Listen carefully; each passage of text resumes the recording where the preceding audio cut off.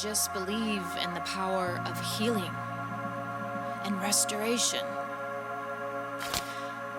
And I know that if we can just come together and speak about the hard things, we can finally begin to heal. So, this is where we heal. Hey guys, this is another episode of This Is Where We Heal. Today I have a repeat guest, Jamie Thurber, who is actually my coach and manager. She helps me with everything, and we always have the greatest conversations. So we brought her back on because every time we talk, I learn something new about myself, and so I know you will too. So thank you for joining and enjoy the episode. So I find this is such an interesting topic to me because I feel like there's always like this 50-50 shot when it comes to abusers. I don't think and I know there are people that would disagree with this. I don't think that every abuser is necessarily like a psychopath or like a sociopath. I 100% agree. I think some abusers are severely traumatized people that take out their trauma on others and just lost the capacity to empathize the way that they used to or could have.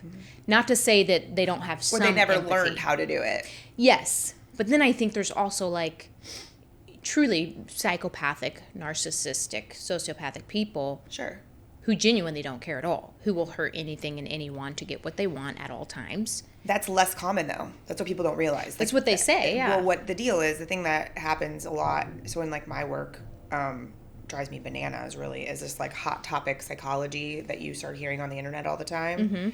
And it gets really blown out of proportion.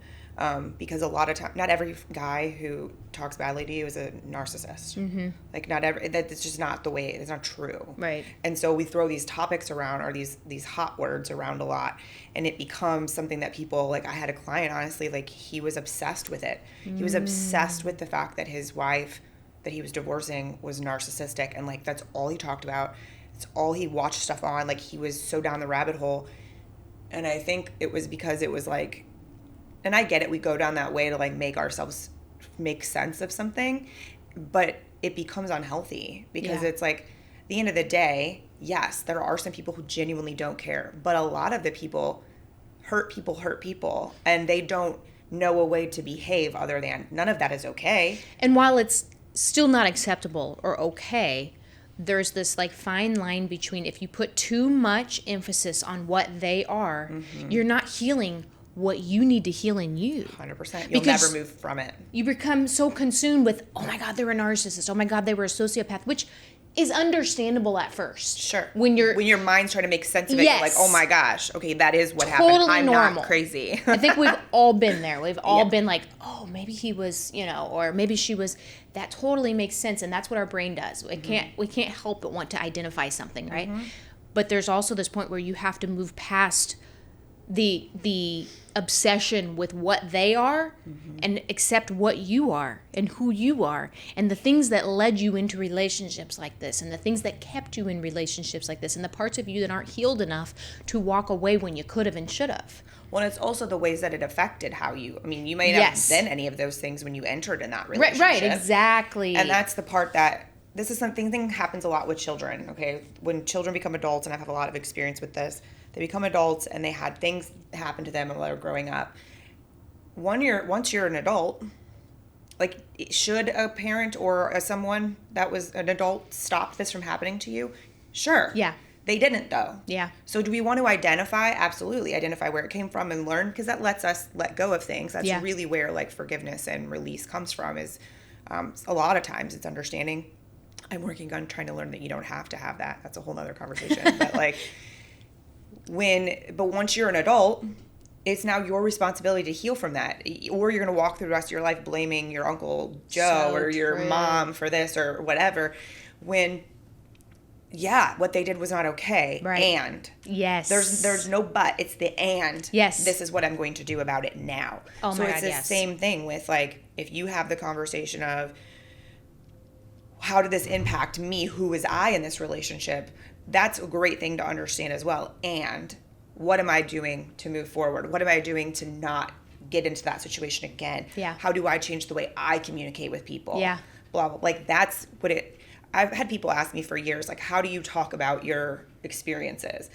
And I tell them, because it's not about the other person. It has to be about you. Yeah. Otherwise, that's gossip. Yes. You know, and like, is it necessary in therapy and things like that? Yes. Sure. But when you're telling your story, like in these instances, especially, like any guest that comes on that's talking about their survival story, the beauty of it is it's not about the guy or the girl who did that to them. Yeah. It's about you and how it impacted you and then what you did with it. Yeah. And that's actually like a magical, beautiful thing that I think a lot of people overlook. Yeah. Because it's a lot easier to live in the blame place, because then you're not taking responsibility for anything.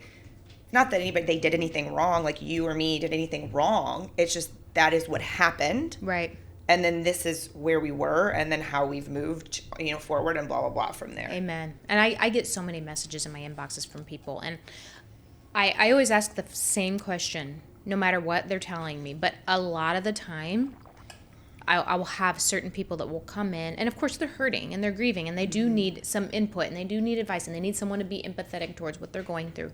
But they will be consumed with, this is what this person did, this is how they did it, this is when they did it, this is who they did it with, this is, blah, blah, blah, blah, blah. And the first question I always ask is, okay, I hear you, and I'm so sorry that happened. Are you in therapy though? Because you have to be able to move past what happened to, okay, how do I heal? How do I build a life again? How do I come out of the fog of what this person did to betray me, which is a very real thing. And you have every reason to be there for a minute and to sit with it and be upset about it and be angry and all the things, that come with grief. But you also have to be willing to look at your future now and go, do I want to stay here? Because you can. And I tell people this too, like, yes, you can stay there. You can stay obsessed with somebody. You can stay in love with somebody. You can stay hurt by somebody for as long as you want to. And if you don't ever make the choice and tell yourself, okay, you know what? Now I'm moving forward. Now I have to heal. Now I have to build who I want to be and can be despite what's happened to me. If you don't make that choice, you can stay there forever. And I see it all the time. People that are literally still absolutely devastated about something that happened 5 years ago, 10 years ago, yeah. 15 years ago. Their whole life becomes their whole entire identity. life. They Their have whole been, identity. yes, their entire identity has become consumed by what that one person did to them. And I'm not saying that's not a real thing and that's not justifiable to still be hurt or justified to still be hurt by these things. Yeah. But you have to make that choice to move forward or you won't. Yeah. So. The thing I think also happens in what you were saying that gets overlooked a lot is that it's one thing for us to ramble to whoever will listen about the terrible thing that whoever did to us, Yeah. which is all valid. Right. But a lot of times what I notice in my work too is that people, their words are coming out that so-and-so did this and he was that way or she was that way, but they really haven't identified, they haven't actually accepted and digested the fact that they were abused. Oof. Yeah. So there's a spot between the talking about it and the heal that gets missed a lot. And it's the spot of identifying that what that did happen to you. None of us want to say it out loud, right? Like, it's not easy. I remember, because unfortunately multiple abusive relationships, right? Most people who've been in one have been in many. And it's just the truth, right? And there's, unfortunately, it's more common than we ever want to admit. But like, I remember for a long time when I was first through what I would consider had been my abusive relationship, and I started to learn what I knew, it took me a long time to be able to say out loud the other instances that were extremely abusive. Yep. Because we're taught kind of in our society that that's dramatic. And it's like, no, it's real. Right. And again, I feel like it's labeled as dramatic because there is a lot of people who get stuck in the loop-de-loop of just complaining about it all the time and using it as an excuse. Yeah. Instead of knowing that that's a stage of the situation, and then it's coming to like terms with the fact. And then, okay, now what do I do? That's so true. I have this tendency, even now, to when I'm talking about what happened to me with my abuser, when I talk about the fact that he strangled me and told me he was going to kill me, I still will go, I know it sounds really dramatic. Well, it was. It was really dramatic. It's like I have to justify the way I'm telling the story of 100%. what happened by saying, oh, I know this sounds dramatic. Well, yeah. Yeah, because extreme things do happen like that. We do that just in general with feelings. Yeah. These days, which is That's terrible. so true. It's like, instead of learning the fact that you're allowed to feel however you feel, do I think that it's okay to then bleed all over someone else because you feel a certain kind of way? No. But that's what most people do, which is where we've come up with this like rule or whatever. Right. About the fact that that's dramatic, that you're hurt by something. Instead of being like, no, I need to express to this person, it's important to me that I tell you what you did hurt me. Yeah. Because I need to do that for myself. And it's justifiable too. And that is the biggest moment of strength that anybody can look for. It truly is. And knowing you're not yelling about it, you're not like, I hate you and never want to talk to you again. It's like, hey, I need you to understand that what you did hurt me. But because that's not okay. And it opens the door to healing. Because if you can, if they can at least hear what you have to say, a person that loves you, even if it's hard to hear at first and it wasn't intentional, they need to know that. Well, think about not even in like a romantic relationship, in friendships, in business relationships. I can think of an instance right now in my head that if the person would have, when they opened up and said, hey, what you did and said hurt me, if the other person was a shut down, not open to that vulnerability, they could have easily been like, okay, and their reaction could have been shitty and it could have completely ended that relationship. Yeah. Which is okay. And instead, the person was like, oh, and it was impactful, and it made, everybody felt better after the fact because there was honesty there. So that is the same thing in any relationship. It's scary because when you do that, it's very vulnerable because you never know what the other person's going to do or say. There's no guarantees on whether a person's going to be open to hearing you or they're going to reject it and push you away. Right. And that does happen. 100%. Where they react in a way that almost, it does feel like traumatizing all over again. Yes. Yeah. And then you have to sit with that, and then you start questioning yourself. Maybe I shouldn't have said anything. Maybe, But it's important to understand, too, I think that, like, regardless of the response, you are allowed and justified in speaking about your hurt 100%. And your pain. And whether they intentionally did it or they didn't intentionally hurt you is irrelevant. Mm-hmm. If you felt that way and it's bothering you and weighing on you and you can't stop thinking about it, it is better for that person to at least know that it exists than for you to sit and be resentful and build bitterness and then estrange yourself from a relationship that could have been healed if you had just taken the risk to open up conversation. And again, they may not be receptive.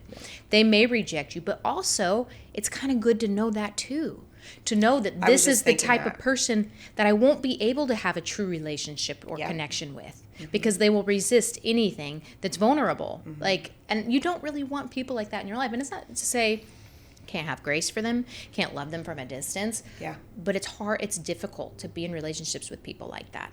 What's interesting, I think, there was a couple instances that popped into my head just to think about the fact that, I think we don't do that enough because we're scared of what truth we might find on the other end of that vulnerability. I can think of instances where, but the other part before I forget is, it's so important to our relationship with ourselves that we trust ourselves to say words when someone hurts us instead of just pretending like it didn't happen. Yeah. That is terrible promise, and it's a terrible thing to do to yourself. Yeah. What people don't realize often, and so in the work of getting shit done and being very productive and whatever, I tell people all the time, if you tell yourself you're going to do something and then you don't, what you're doing is proving to yourself that you're full of shit. Ooh. All day long. That's good. So now if you're sitting in therapy or sitting with your coach or sitting with yourself and saying, I'm never going to let someone treat me that way again, and if someone ever does that again, I'm going to speak up, and then the moment happens and you don't, it's more about the promise and the decision that you do with yourself than anything else. And so in those moments, it's like, who else is going to come save you? Nobody. Right. We have to be our own advocates all day long. I wish people taught their children this. I know. But it's like, we have to be our own advocates. I think about a relationship that I was in professionally that is its own form of a toxic relationship. We could literally talk a whole hour just about that dynamic because it's intense and interesting. But when it all ended, it ended because I was made the example of because he thought he could do that to me to make an example for the rest of the people. And he made the mistake of giving me enough time to think. I had like a week of not being there to think about it. And within that time frame, I was able to like process and come to terms with, wait a minute.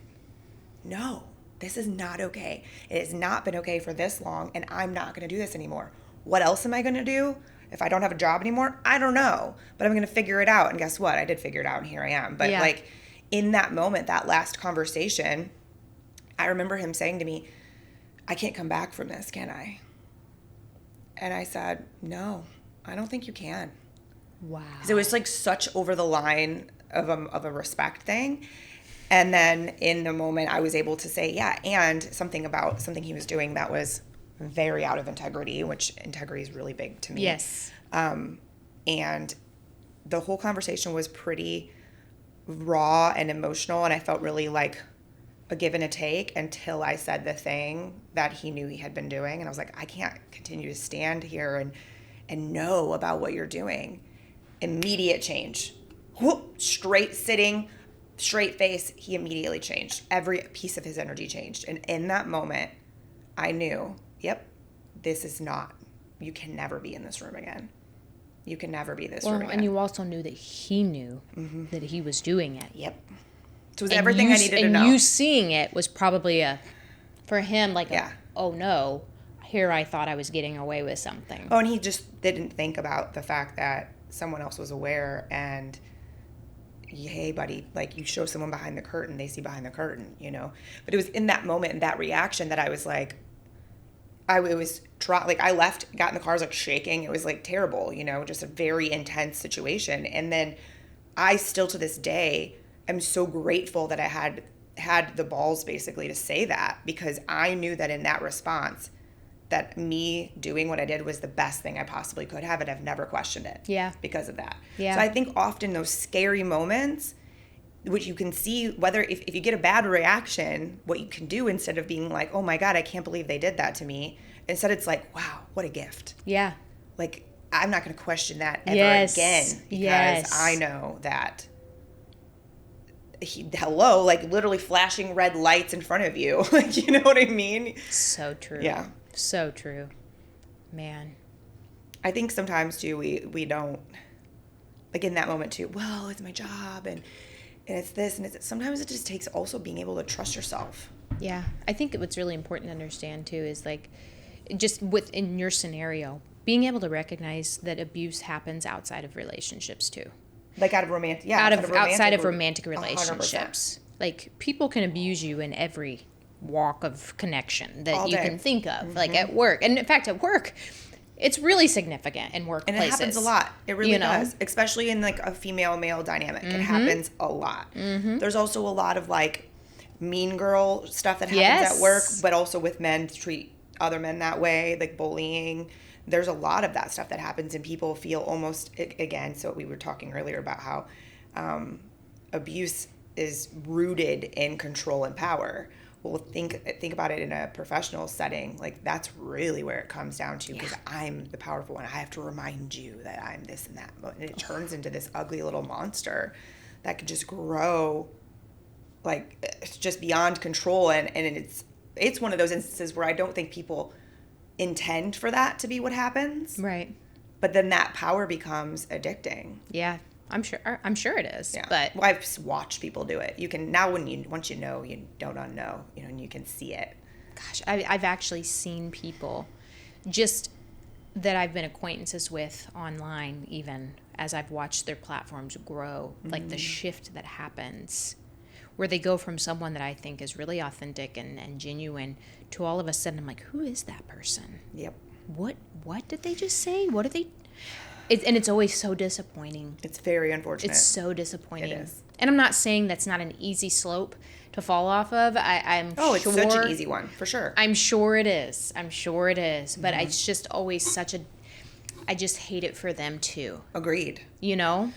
Agreed, because I don't think people, it's a different world we're in now. Like, so when I'm talking about the business stuff, like that was 15 years ago. Yeah. You know? So now the world that I'm in is online, and I've been in the online space for 10 years. And I've watched it grow and evolve. I've watched people change into all sorts of things. And some people handle it well, some people don't. Most people disappear. Like, it's a short-lived moment. But it is always very disappointing.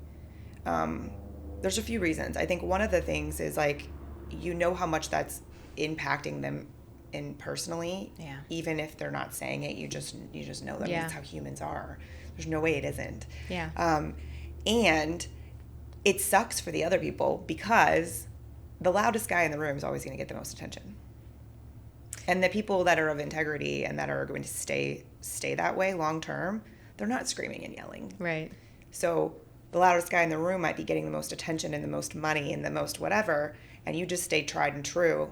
You'll be there the longest. Yeah. You can always feel good about what you did. Yeah.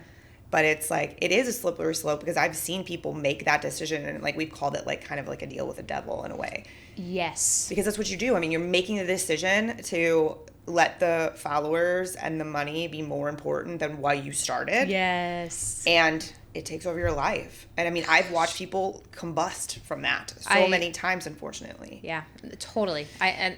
One of my friends, and you know, I still love him, of course. I mean, he's a good friend, but I've watched him over the past year go from such an authentic platform to now just like literally I'm watching him sell his soul, and I'm just going, what are you doing? Like, he literally is like he's doing exactly what he and I discussed that we both hated. Yeah, almost exactly. Like, we both said, I mean, I remember him being so upset about this certain thing that had happened where another influencer had stolen a quote or something from him, and he was really upset about it. And then now I'm watching him do the same thing, and I'm going, what happened here? Yeah. You were so upset about someone else doing this to you, and now you're doing it to everyone else. Yeah. And it's just like mind-blowing to me. It is. What sucks too is that there's a lot of people and noise online about, here's the thing. And I know, so everybody watching, if you're not aware, like, Ashley and I's professional relationship is that I do coaching and management for her. And I know prior to you and I working together, a lot of people, and they probably still do, because everybody does it all the time to me too, are just trying to sell you the thing that's going to make you famous, or the thing that's going to make you all the dollars. And it sounds really good. Yeah.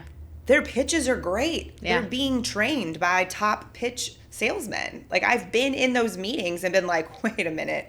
No, like, this isn't the way I want to do it. Yeah. And it's almost like it's dangled, and it's just hard for people to say no to. Oh, yeah. And then what they don't realize, though, is when they move into that way, that's what comes along with it. Yeah. Almost every time. It's hard online too, because part of like becoming successful is having to brand yourself as the main entity. Yeah. And I'm not saying that that's necessarily bad or wrong or evil or anything like that, but for me, that was the opposite of what I wanted. And I mean, it's kind of the case in ways that I can't control. Sure. Because I can't give a message without my face being on it, right? I can't talk to people without them seeing me. I you know what I'm saying? Like, I can't do a podcast and expect no one to see my face. Like, so I understand that who I am is technically the brand. Right. But I've watched, like, there are so many people have come to me and been like, hey, join us. We're going to make you, like, so famous. Your numbers are going to I mean, all the things. And which is why I chose you, by the way, because I knew you weren't going to try to just make me sell my soul. But I promised you no things. Yeah. Yeah, which was great. But then I watch them and the people that work with them, and I look at their pages, and it's nauseating. And I hate to say that. It sounds so bad. But it's, like, nauseating because it's so self-centered around the person, and making them look so perfect and so put together, and making them look so powerful, and all of these things. And it's so to me, because, and I'm not saying there isn't a portion of that maybe relates to what I do too. Maybe it does, and I don't know that, but it certainly isn't intentional. No, I think the thing that you're talking about is it becomes where the purpose gets lost. Yeah, the purpose of that person having a platform disappears, and the platform just becomes about them. And that's what I don't like. Because if you have that influence, the message is the number one priority, and the message should be helping people. And what I see happening is that the message gets lost, and then it becomes about how great this person is and how powerful they are and what a good speaker they are and how good looking they are and their workout routine and what they eat every day. And again, not dissing that, but that's just the opposite of what I want. And I hope it never comes to that. And I think what it changes, I think the difference though is that there's a difference between being somebody who has an intent to help and that's their purpose and why they create a platform, or how, like in your instance, like it happened because you were vulnerable and shared. And the celebrity status, right? Like, let's talk about the Kardashians for a moment, okay? People want to know, and it's been happening forever. People have always wanted to know what Jennifer Aniston is eating, what she puts on her hair. Like, everybody wants to know why she's so beautiful. Like, all these things. It's definitely a thing in our culture. And there's some of these people who their purpose was different, and now they're transforming into more of like a cultural thing where people want to know what you eat and what you do and whatever. And we watch them on TV, on our phones, which is a thing. Like, I am a fan of the Kardashians all day. I think they're brilliant. They've built a very interesting thing. And there's a difference. They're celebrities. I do agree. I think it's different still. There's a celebrity difference there. And so, like, that was built because people wanted to know. 100%. Versus built, like, they didn't build it for themselves because they think people should know. Right? No, 100%. And I think that's the difference. And if you've ever, like, a lot of people don't pay attention to them anymore, but, like, those of us that do, it's transition. They don't really want you to know that much about them. They're trying to make you not know that much about them at this point. But that was a decision that they made a long time ago. What I think, there was many years ago, a friend of mine hosted, I think he had like three in a row, 3 or 4.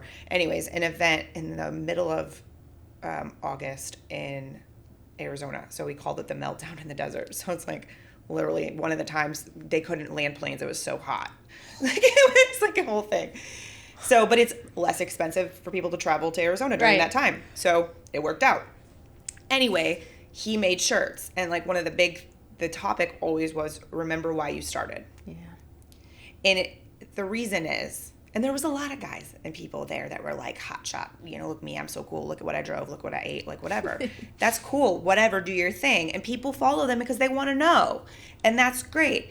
But at the base of it, it was always, every speaker, every workshop was about, why did you start this?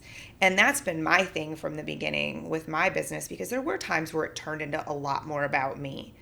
And that is part of my brand because it is like, how can you create? You can't avoid it. You can't. But the intent behind it is so 100% important. And I think the thing for anybody listening and anybody who's wondering even about that, it's a personal decision. It's very real to me. Like, integrity is important to me. I do not talk about things that I'm not practicing ever. Right. I've made that decision a long time ago because then I don't have to worry about feeling that way. Yeah, that's so good. I don't feel fake about anything, because if I don't know or I'm not practicing it, I don't talk about it. Yeah. End of story. Yeah. And so, but there's the difference, and everyone is entitled to do whatever they want, but it will always come down to, if you, just like the conversation we were having earlier about being in abusive situations, it always comes back to you knowing you. Yeah.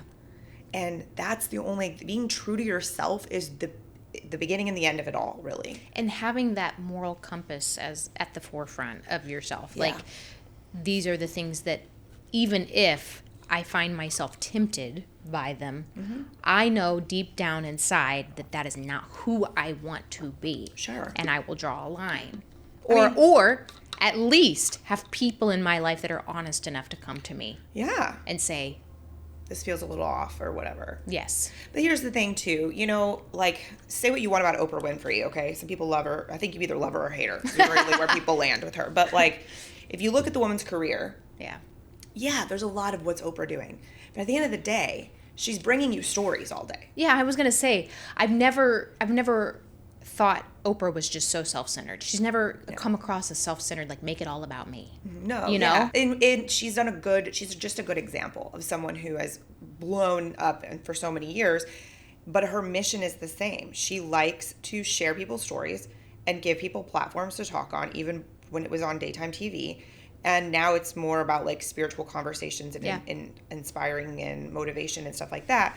But it's all stuff about life. Yeah. Like that's the message, and that's never changed. Yeah. And so even if she sold the shirt with her face on it, if somebody wants, that's the other thing. Somebody wants to read into that and say, "Oh, she's self-centered," they're going to, no matter what you do.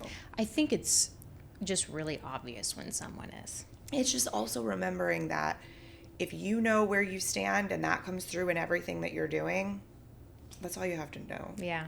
Because and it all really can circle back to the conversation about when do you leave, how do you deal, how do you heal, because it all comes back to being able to realize that at the end of the day, you have to make decisions for yourself. Yeah.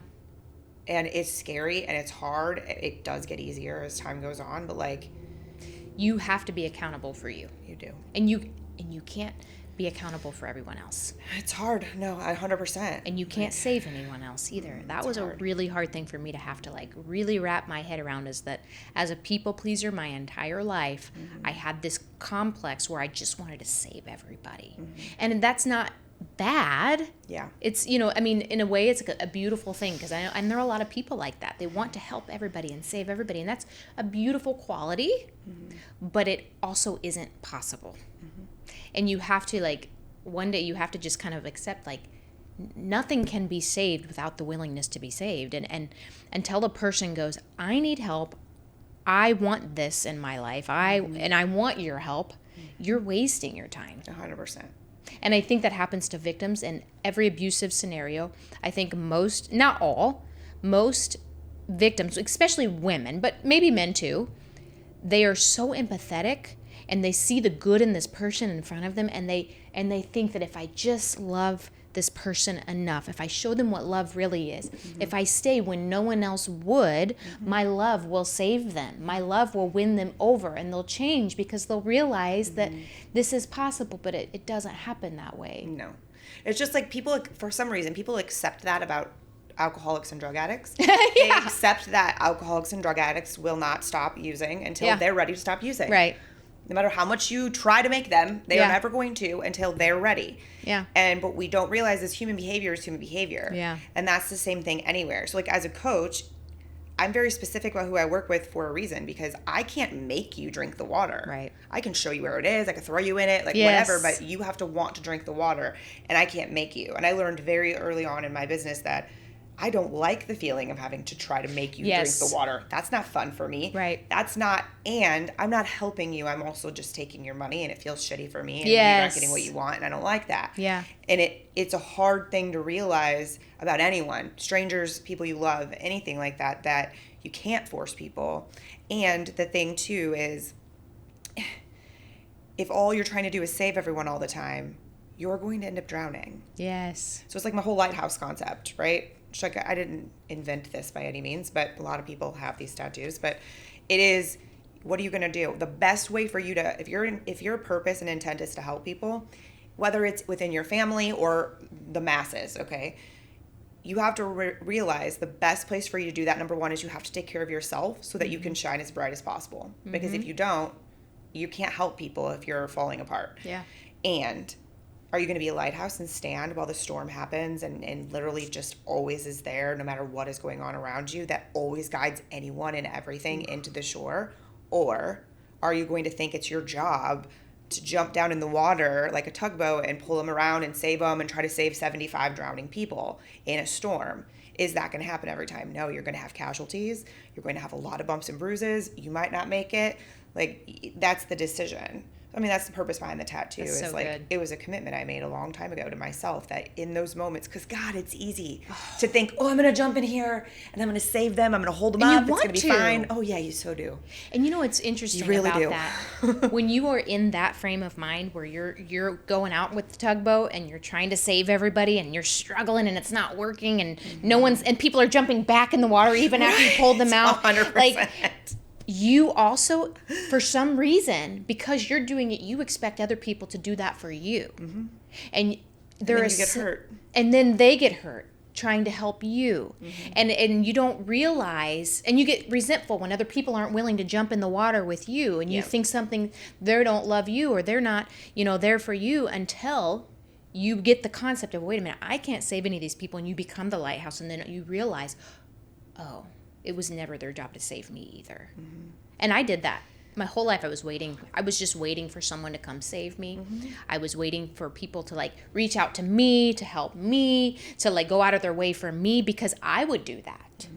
So I thought everyone should. Mm-hmm. I didn't realize the waste of energy that it was, not only for me, but for them too. Dude, so big. And you're enabling people. That's the other thing. You're not doing them any favors when you do that. You know, I have many instances in my family where I've learned, you know, dynamics growing up where I'm like, wow. Or I see other family members doing this to people. I'm like, you're not helping her. Right, though. Right. You're not helping him. Like, one of these days you're not going to be here. And then he's going to fall flat on his face. And he's not going to be capable and equipped to be a grown-up. Right. To take care of himself. And that's what people don't realize a lot. And that the really, like, crunchy, icky side of this is that you're doing it because it makes you feel better. Right. And there's nothing that says you can't reach your hand out. Mm-hmm. There's nothing that says you can't offer a way. Come this way. Yeah. I'm here. directions. I am here, and you can come with me. 100%. You can. Just like, honestly, just like Jesus. Like, Jesus was like, he would tell people, just follow me. Yeah, he didn't go down and say, come with me. You have to come with me.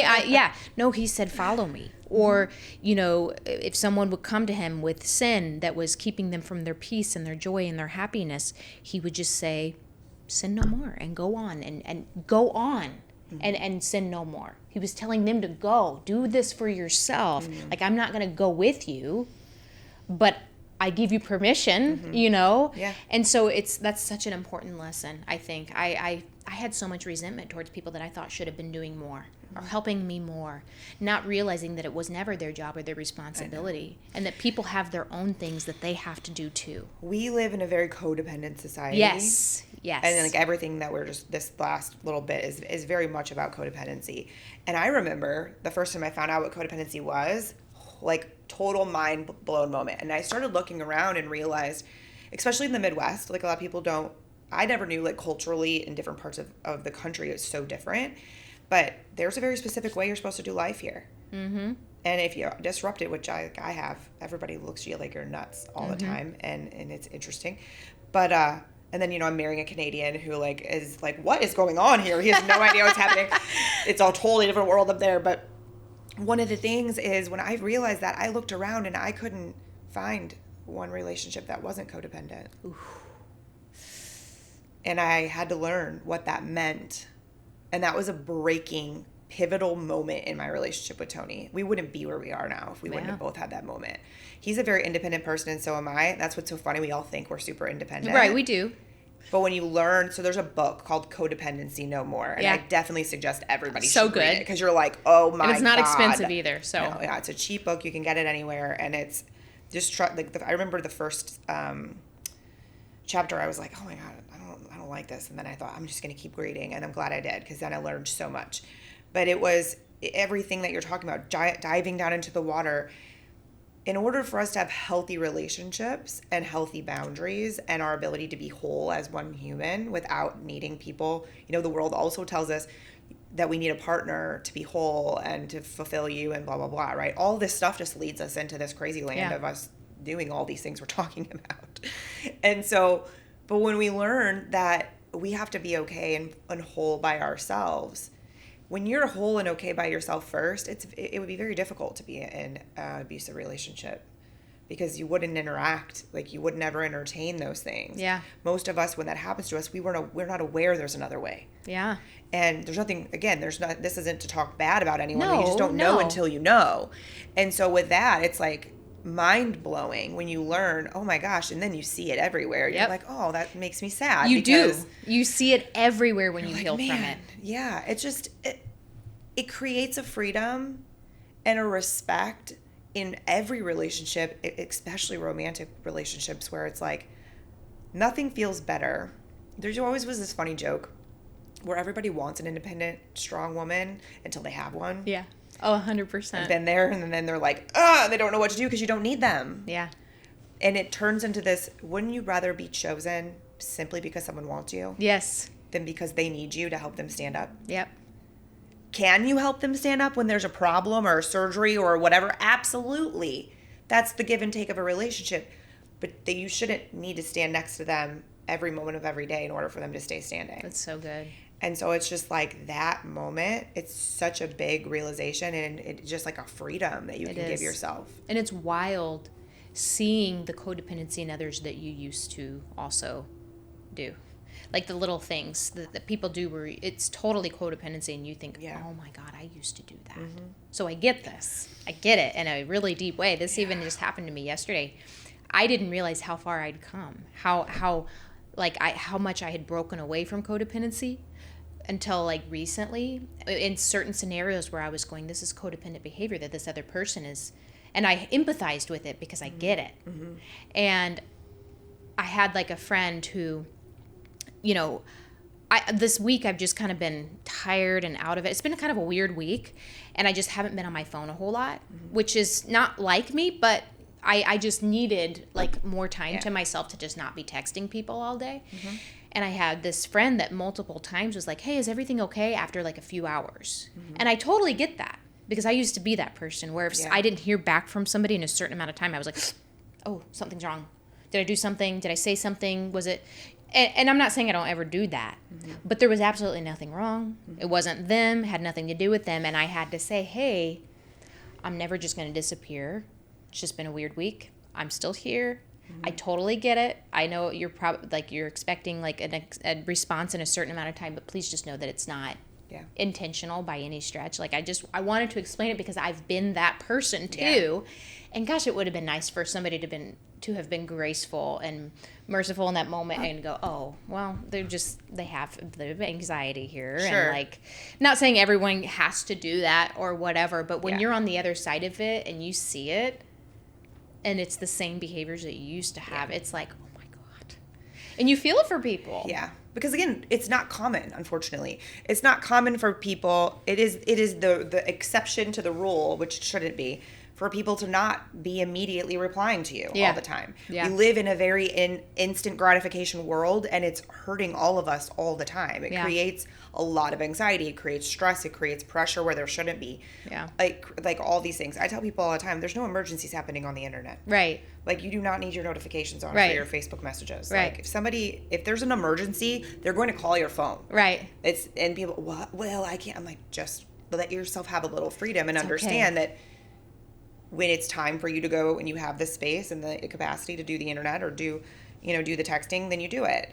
But it's not common for that to be the rule. And unfortunately, it keeps people very tied to these connections, and it creates a lot of insecurity because you think, oh my God, they don't like me, or what if they didn't talk, and this, oh, I must have said something wrong. And it's like, man. Yeah. And here's the thing. It's twofold too. Yeah. Because sometimes it is a person that just doesn't want to respond to you. Sometimes it is a person that it is intentional, but learning to get to a place where either way, you're not consumed by it. You're not ruminating over why or when or how or what. And it's interesting because I had both scenarios play out this week. I had another guy randomly ask me out, and I was like excited about it. I was like, yeah, sure, And then as soon as he found out I had a daughter, disappeared. But I haven't. Old me would have been like, did I do something wrong? What happened? What is it? I would have been consumed by it. Sure. I would have texted. I would have reached out and been like, hey, is everything okay? I would have done the exact same thing that my other friend did. But I was just kind of, it's all right. I mean, I don't need to go on a date. Like, I'm not even sure I want to, but even if something's wrong, I'm okay with it. Because that's really where it comes down to. Our identity gets attached to those responses, and that's where we have to learn, and we're just not taught that. Mm-hmm. Blame it on whatever you want, Disney Channel. I'm like, NSYNC, things like that, like all these love songs, and it like taught us all this shit. But it's like we're not taught that that's all okay. It's okay if someone doesn't reply in your timeline, and we're also not taught. Then the world has created this box that we carry around that keeps us all very, very connected all the time, more than we've ever been designed to do. Think about back in the day when somebody sent you a letter from the Wild West and you were in like Boston and it had to go across like horseback to get to you. Like you wrote a letter and then 3 months later you might get a reply. They might have died and you didn't even know it. Like, That's, Facts. you know. So But we're you had living- to live with that. yeah. You had to accept that. You had to have like the grace for yourself and for them to understand. Well, and it's that- because your life didn't revolve around other people. It Yes. couldn't. It couldn't. And now when it does, it's hurting us. Yeah, I agree with that. And it's hard. That's what I want for every person who's ever been in a toxic or abusive relationship to get to that place in their life where their life no longer revolves around everyone else. Yeah. And how everyone else feels about them and thinks about them and likes them, and get to this place of I'm pretty happy and content with who I am.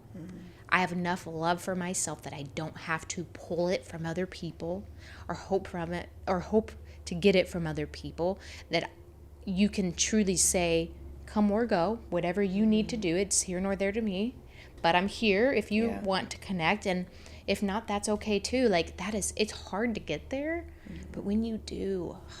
And just think about how much respect that is for the other person as well. Like every time that we feel insecure and we feel pressure, the other people do too. Yes. And so it's like, man, why don't we all just give each other a freaking break every now and then and know that that's okay? And it's not easy. Like I know in work recently that I've been doing with my coach about, because healing from a chronic illness, like she refers to it as patching holes in the boat. And it's where your energy will automatically go without you even realizing you're doing it. Because here's what's funny. In those moments that you were described this week, there was a very conscious decision that you made on both of those situations on how you handled it. Think about how often you throw your energy into a response before you even think about it. That's a good one. It makes you want to, like, oh God. Like I was like, oh my Lord. The first time that she said that, I was like, oh yeah, okay. And then you start to catch yourself doing it because you'll be in mid-conversation thinking, why am I even talking to this person about this thing right now? I do not have the time or energy to be responding. And then slowly you'll learn that you can choose where your energy is going, where your responses are going, because you have to. One of the most valuable things I've been learning recently is it's impossible. Now, this was a shocker to me too, because I come from a very large family. My mom like keeps up with everyone all the time. And she had a heart attack at a young age. So like kind of makes sense. There's that. But is that to have a very vulnerable, deep, connected relationship with one human, it requires so much energy and time and commitment and attention and all of these beautiful things. So imagine if in the world we live in now, there's 20 people in your life who think that that's the type of relationship that they should be allowed to have with you. Talk about completely and utterly draining every ounce of your battery. Yeah. So like, not to sound, I mean, this, when I first heard this concept, I was like, oh, that's kind of mean. But then I did it. I'm like, dude, this is so good. But I like put people into tiers of like, who do I want to give my most to? Like, and then second, you know, there's like 2 people on the top. There's like 4 people in the middle. Then, you know, but it's being conscious about it, because people may think that sounds like a jerk thing to do. But at the end of the day, you cannot. If you spend all of your time and energy trying to have a deep, like intimate, vulnerable relationship with 20 people, you're not going to have anything left for yourself, for your job, for your sanity, for all these other things, like let alone healing. But we hide in that because it makes us feel okay. Yeah. So it's like, man, patching the boat, patching the holes in the boat. Otherwise you're spending all this time. Picture yourself. Here's your visual. Like bucketing water out of the boat and it just keeps filling up. And you're like, oh my God. Yep. What's happening? Why is this happening? Yeah. Wow, that's so good. So true too. And I think so, like unconsciously you'll start doing that when you're healing too. Like you just start realizing, like I for whatever reason, when I'm in connection with this person, I feel really drained. And maybe you don't even realize you're doing it, but you just know that, like, okay, I have to kind of like pull away from this a little bit because it's too draining. It exhausts me. Yeah. And it doesn't mean I love this person less. And it doesn't mean I don't have grace for this person. And it doesn't mean they're not worthy. It's just right now, like, I need people in my inner circle that aren't taking from me. Right? And it doesn't even mean they have to give. No. But they're just simply not taking. Agreed. you know? I think that if anybody gets anything from this entire conversation is the permission slip of that. Like, it is, you do not owe that to anyone. Yeah. And it is okay. Yeah. It doesn't make you mean. It doesn't make you love them any less. It doesn't make you disconnected. It doesn't make you, I'm being distant from people. No. It's like, my most healing that I've ever done was alone. And most people's, that's the case. Like, obviously talking to therapists and that, but most people, it's hard to heal really raw wounds when you're surrounded by people. They're poking them all the time. Yeah. And then you just keep bleeding and you're just like, forever. It's like a lot of that healing has always happened when I was alone. Oh, 100%. It's so necessary. This whole conversation is just like, I've had like you have those light bulb moments. Yeah. I'm thinking about like a scenario which the relationship itself was toxic, but I do, objectively looking at it now, I can see where a lot of it was me too. It was codependency that I didn't know I had. It was my own anxieties. It was my own fears. It was my own expectations, expecting this person to be something in my life that they didn't know me. And I'm looking back, and I even remember I wrote this quote, like, I don't know, a year ago, that said, there's nothing as painful as showing up in someone's darkness only for them to disappear in yours. And that's true. It is painful. But also, I wasn't asked to show up in their darkness.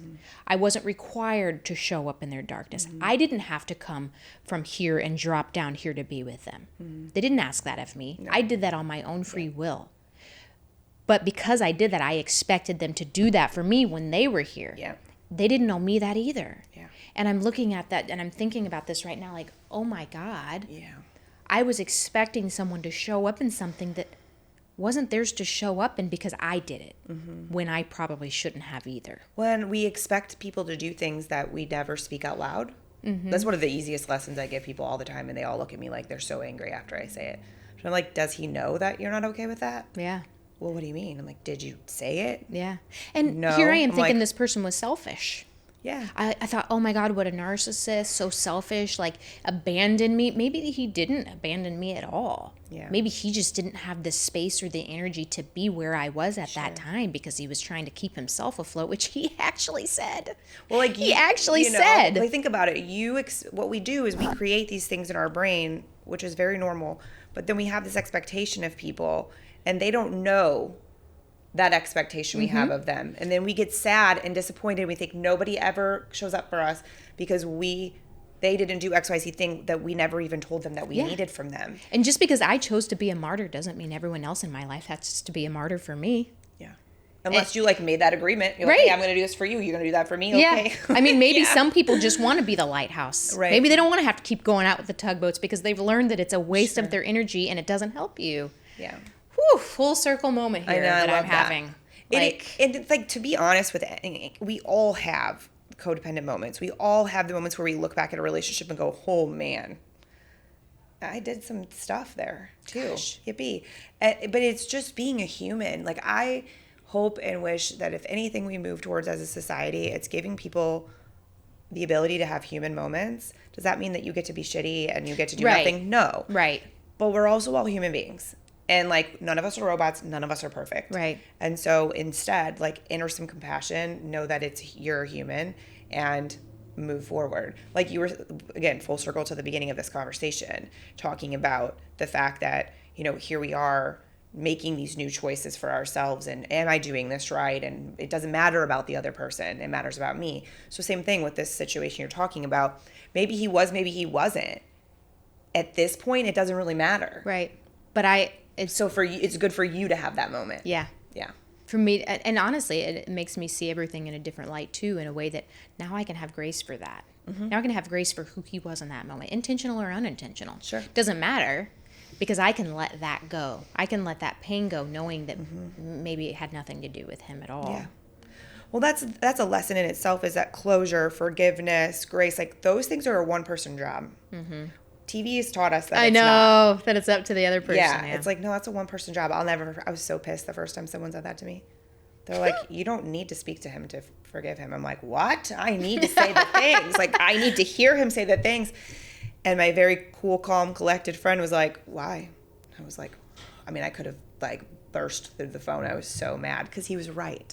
Yeah. And it was the moment where I was like, oh my God. And that changed my life. Yeah. And because it's a lot, for some reason we think it makes us feel better if we hear it from someone else, but most of the time people aren't able to give you that. That's so true. Yeah.